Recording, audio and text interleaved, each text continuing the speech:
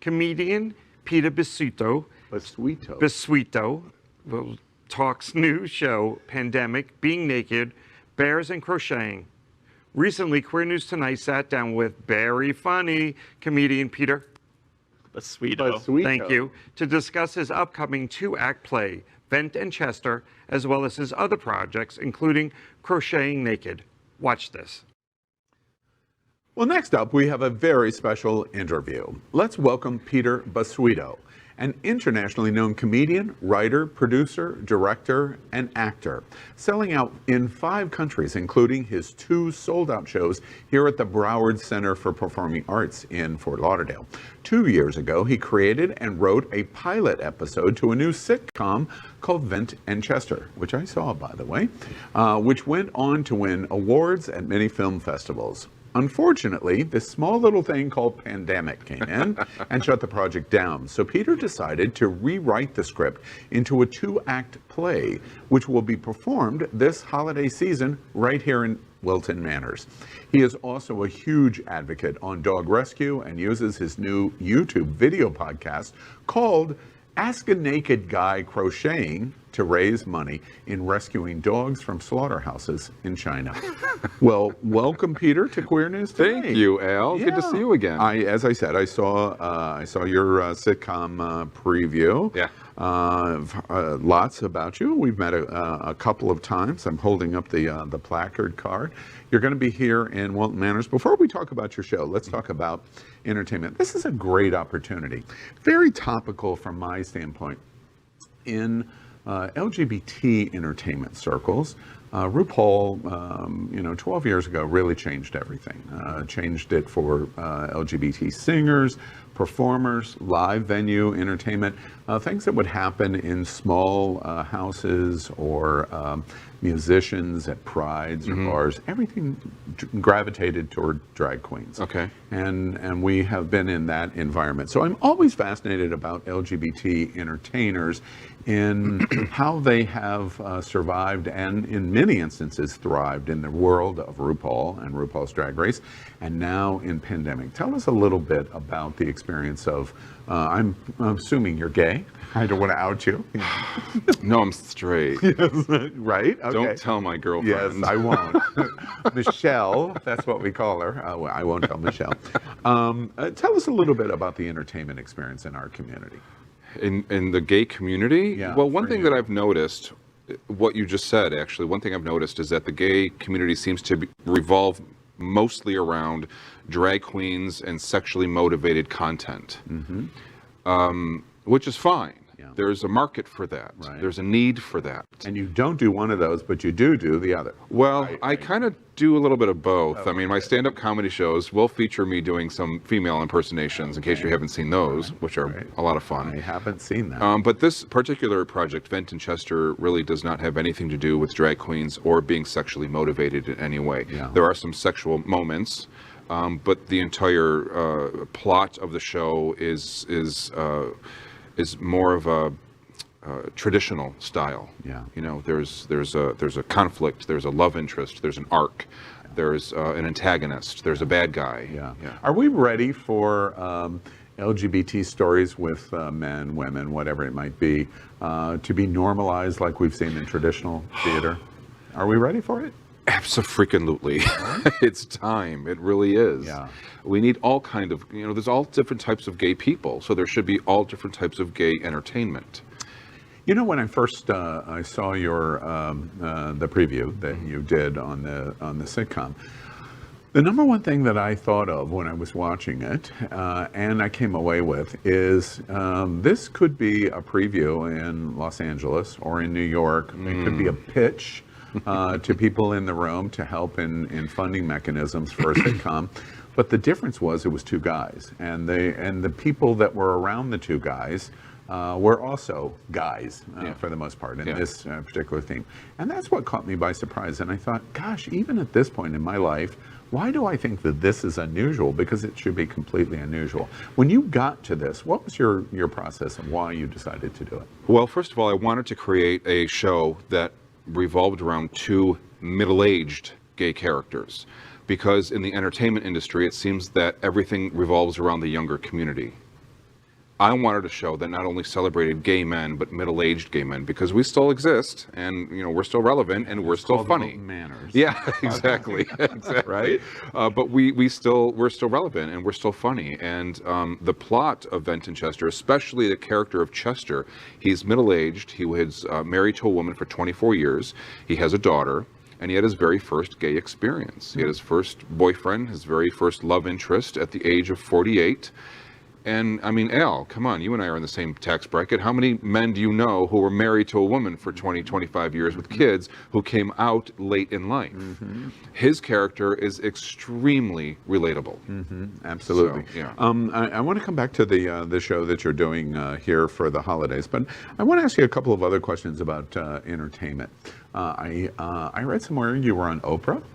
Well, I wasn't on Oprah. I was seen on Oprah. Seen on yeah, Oprah, like okay. 10 years ago, she was having a contest. She was looking for America's newest talk show host. Oh. And I submitted an audition video. And out of 25,000 submissions, I made the top 20. Oh, awesome. And the Oprah producers called me. They interviewed me over the phone. Unfortunately, I didn't make the top 10.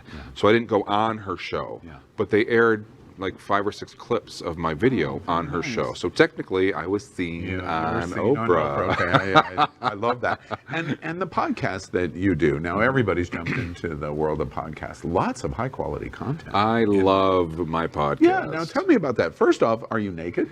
I am naked, but it's YouTube, so I'm covered. Yeah. Because I'm crocheting. Don't want to be. Well, wait. Hold on one second before I get to that. Right, you can't be adult content and have people watch in YouTube.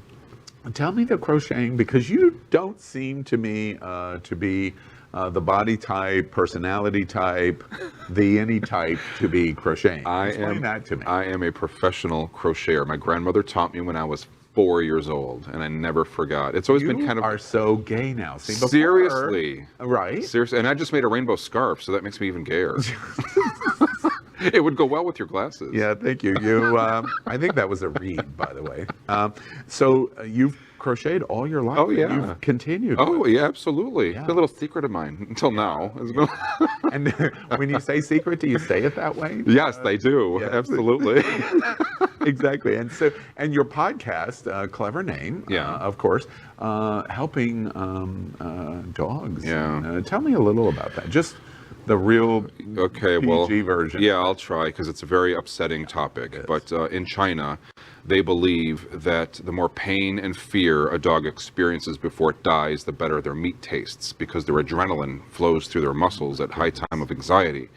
So not only are dogs killed and sold for their meat, but they're killed in the most barbaric way possible. Every year they have what's called a Yulin Dog Meat Festival, where millions of dogs are. How is it possible of me in the news not hearing this? Is this not well known? I didn't know either. Yeah. I was really looking to partner with a local Fort Lauderdale dog shelter, and upon my Google searches, I came across these ridiculously disturbing videos.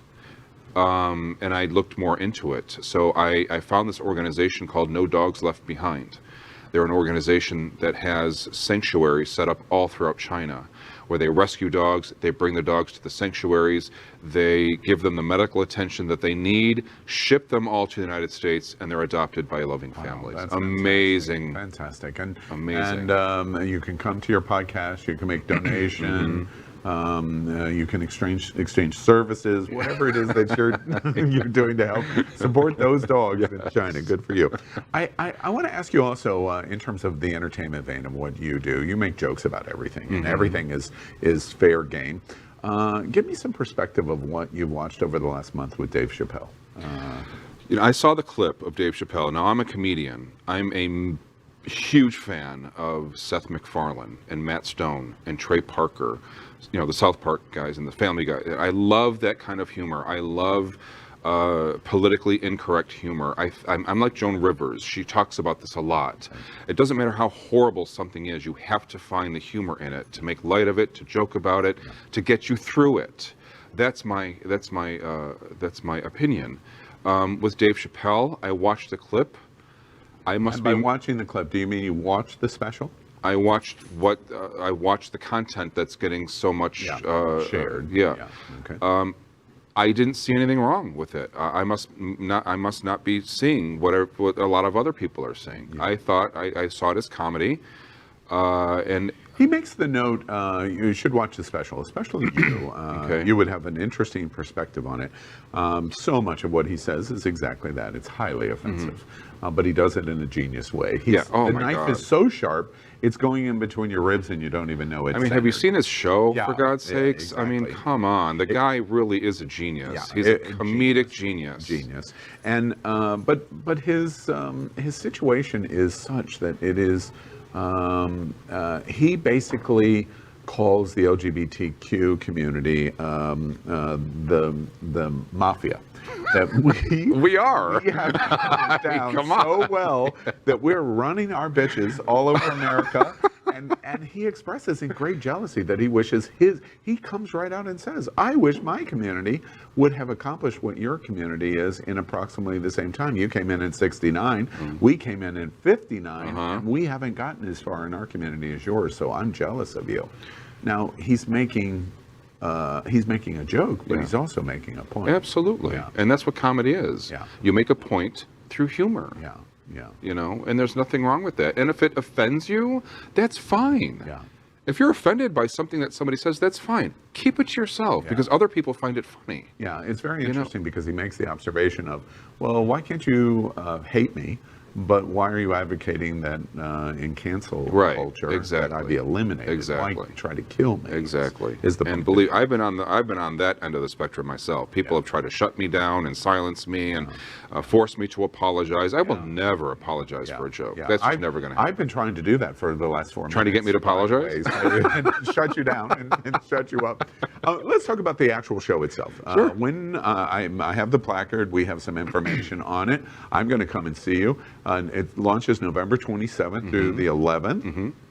Tell us a little bit about the location and where you're going to be at. Okay, so we're performing it at the Center for Spiritual Living in Oakland Park, which Great is a venue. fantastic venue. Yes, it Yeah, is. it's Not well known, but a great venue. it will be now. Yeah. Okay. All right. And just north of Wilton.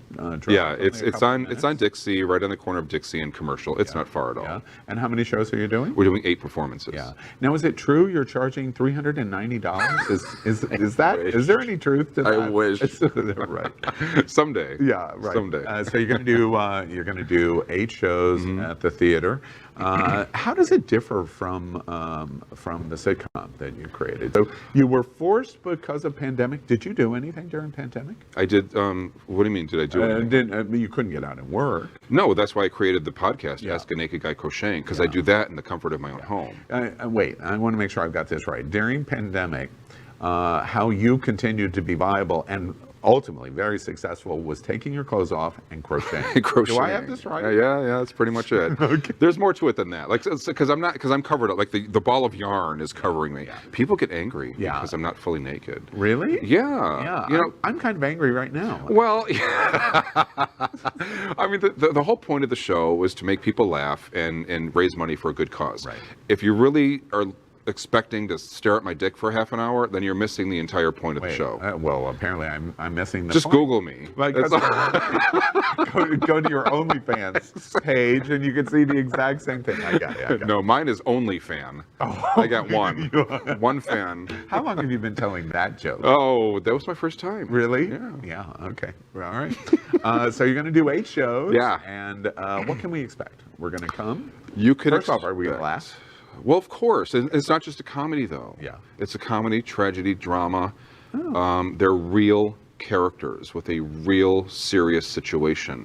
It's a spiritual journey. These two, Vent and Chester, these 2 characters are completely the opposite, and they're roommates now. And it's like, how do these unlikely characters live together as roommates, and how do they influence each other's lives? So at one time you'll find yourself laughing and then crying. And who knows, it might even make you think. Yeah. And I love to think occasionally. I do it at Queer News Tonight. Maybe once out of every Horrifying. You could tell when smoke comes out of your ears. Right? That and means you're tell us a little bit about your counterpart in the... Larry Buzio, he's yeah, awesome. and when he watches this, he's going to love at 14 minutes that I finally was able to push his name into the show, and that Peter would finally mention you. Congratulations. I actually told you not to mention him. It's all about me, but you know. So Larry's great. He's Yeah. a great actor. He did a great job at the reading, at the auditions, and he's also nominated for Best Actor with the South Florida Gay News Best of contest. Yeah. That's a So cool vote for him. endorsement. Have you roughly, you've been here in the community for a long time. How long? You came here in the 1990s? No, oh my God, no. We've been here for just over 6 years. 6 years. Yeah. Okay, and in the time that you've been here, do you wish that there would be more live entertainment like this? We have lots of singers, we have lots of musicians, but we don't have a lot of you. Well, there'll never be a lot of me. Especially naked and crocheting. I think Fort Lauderdale has a fantastic balance of all types of entertainment. I really do. Yeah, I really do. I completely agree with you. Yeah. Peter Bisuito. Bisuito. I know.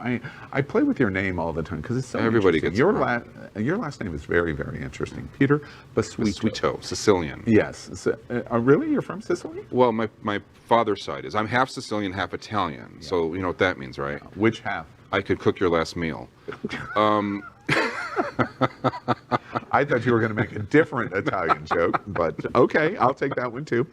You want to make sure that you see this event in Chester. It's going to be at the Center for Spiritual Living. Yeah. November 27th to December 11th. I'm going to come and see it. Well, I got to say, like half, there's only 8 VIP tickets left for opening night, so it's already selling very well. Oh yeah, well that probably means I'm going to be put in the last row. No, I got you front and center. It's going to be a lot of fun. Make sure you check it out. You can buy tickets at your website, eventandchester.com. Yeah, we'll push that too. Right. Peter, great. Thank you for being with us. Thank you for having me, Al. Fun. Queer News Always good tonight. to see you. Yep, and you too. Thanks, and make sure you come out, Vent in Chester, for the holidays. LGBTQ plus news is vital for our community and for the broader world as a whole. We have enough enemies at Fox News. Tucker, Sean, and Laura are loud. We need passionate allies. Happening Out Television Network, Queer News Tonight, and It's Happening Out are literally out of the closet and into the headlines. Our community needs your support. Like this broadcast and subscribe now to ensure the growth of the entire LGBTQ plus